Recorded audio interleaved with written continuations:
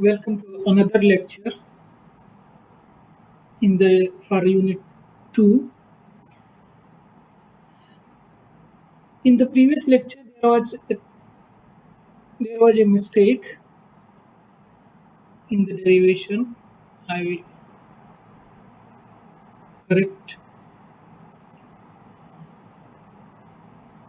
Actually क्या है कि जो हमने लिमिट ले रखी थी लास्ट लेक्चर में 0 से t ले रखी थी, जबकि वो अकॉर्डिंग टू इनफॉर्म पीडीएफ के according to this limit should be minus t/2 से प्लस t/2 होनी चाहिए. ओके, तो उसके अकॉर्डिंग यहाँ पे चेंज होगा. ओके, और ये जो रेंज है जब चेंज ऑफ वेरिएबल के कारण जो लिमिट्स में चेंज होगा ये होगा. ओके, ये when delta is equal to minus t/2, so what is the limit? When delta is plus t/2, what is this? And then differentiate this, so du will be minus d delta, du equal to minus d delta. ये है, मैंने correction करके notes में भेज दिया है, आप देख लीजिएगा. Let's start this lecture. In this lecture we'll discuss line coding design. So what is the objective of this line coding design, and then we'll discuss line encoding process and various line encodes and application of I will give the few example of applications of line coding, and then we'll discuss numerical example of line coding. So what is the objective of this line coding design? There are three objectives: self-synchronization, low probability of error, low probability of bit error, and spectrum that is suitable for the channel. क्या होगा कि जो line encoder होता है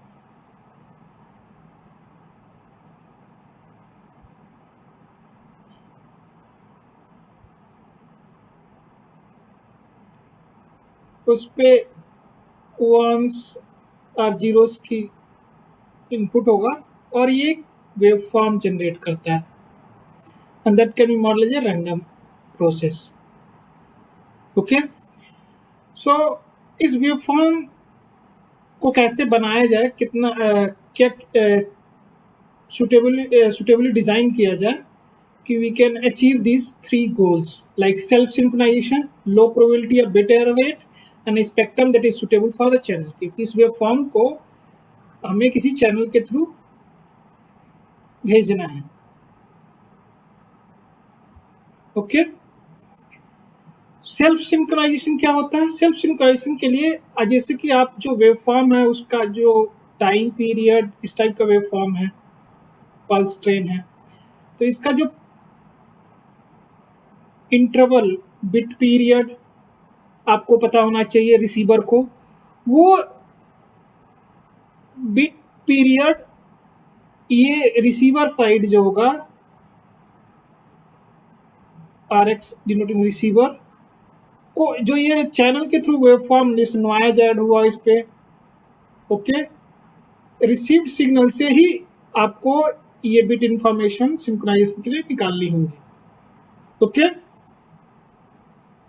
so self synchronization ability to recover the timing from the signal itself. So line coding designed to meet these objective.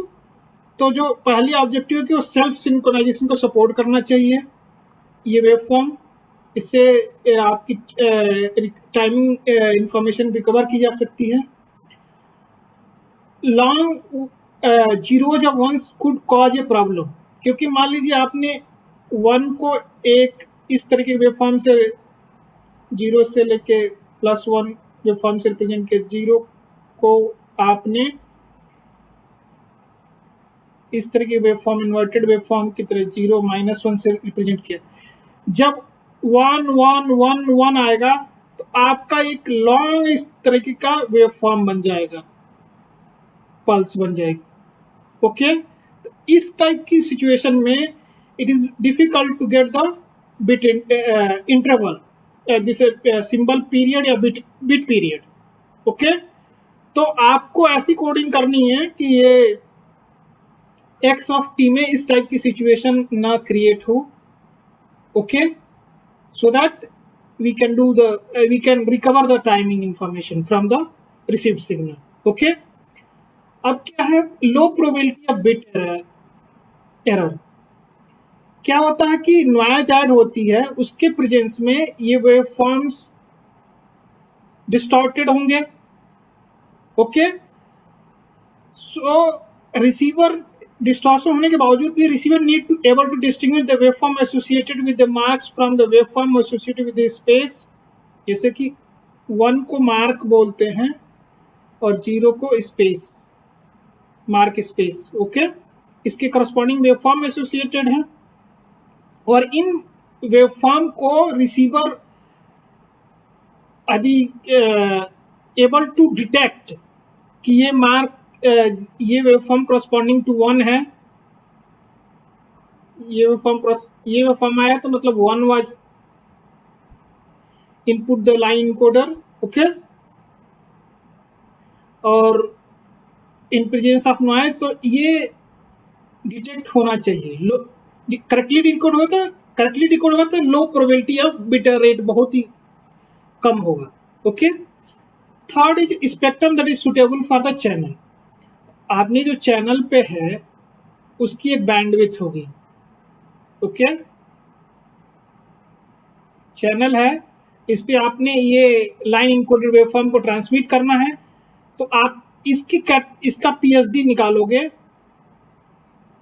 Okay, और वो PSD से आप बहुत सारी इंफॉर्मेशन की बैंडविड्थ निकाल सकते हो. ट्रांसमिटेड सिग्नल की बैंडविड्थ कितनी है, और बैंडविड्थ इतनी होनी चाहिए, मिनिमम बैंडविड्थ रिक्वायर होना चाहिए. Transmission bandwidth should be minimum so that it can be transmitted in particular channel. क्योंकि चैनल की बैंडविड्थ से ज़्यादा की बैंडविड्थ का आप लाइन इनकोडेड वेवफॉर्म डिजाइन कर रहे हो तो वो सुटेबल नहीं होगा ट्रांसमिशन के लिए. और आप देखोगे हो सकता है उसमें बहुत सारे चैनल में जो चैनल होता है उसमें डीसी ब्लॉकिंग कैपेबिलिटी है, कैपेसिटेंस है. तो यदि इसका पीएसडी प्लॉट करोगे, यदि उसमें इस टाइप का है लो फ्रीक्वेंसी को ब्लॉक करने की चैनल में कैपेबिलिटी है, तो वो in some cases DC component should be avoided. Okay, if channel has a DC blocking capability, जैसे मान लीजिए DC blocking capability है चैनल की, मतलब आपने जैसे कि x प्लस t प्लस 1/2 है. ओके, तो ये DC टर्म है और ये कैपेसिटर से पास नहीं होगा, ब्लॉक हो जाएगा ये DC ब्लॉकिंग कैपेसिटेंस. ओके, सो ये चीजें थी लाइन कोडिंग के ऑब्जेक्टिव के बारे में. Line coding objective 3 main objective है. Self synchronization, low probability of error. Okay, होना चाहिए लाइन कोडिंग डिजाइन में. आप कोई भी लाइन कोड बनाते हो, और spectrum that is suitable for the channel. जो भी आपने लाइन कोड डिजाइन है उसका स्पेक्ट्रम यहाँ पे क्या है कि इसको मॉडल करेंगे लाइन कोडिंग को रैंडम प्रोसेस से.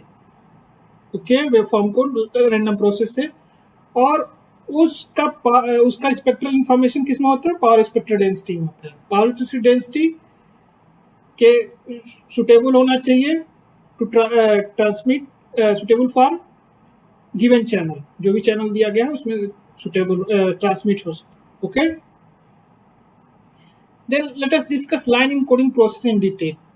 So line encoding input to the line encoder is a data bit या ADC output bit. Okay, analog to digital converter output हो सकता है, that will be either 1 or 0. Okay, if you apply 1 and 0, then it goes to this block symbol mapping function. Okay, according to symbol mapping function it will give the output AN. AN is applied to the pulse shape function and it produces the x of t. AN multiply with this pulse. Okay, इसको the output of line encoder can be model a random process, hence the output of line encoder is a waveform, okay, that can be represented by this expression x of t summation of an into p t minus n tb minus delta. pt is a pulse train, tb is a bit period synchronization के require होती है. delta is a random variable that is independent of the value of an is also a random variable, discrete random variable, uniformly distributed in the interval. Delta is uniformly distributed between minus t by 2 to plus t by 2 या 0 to t, 0 to tb.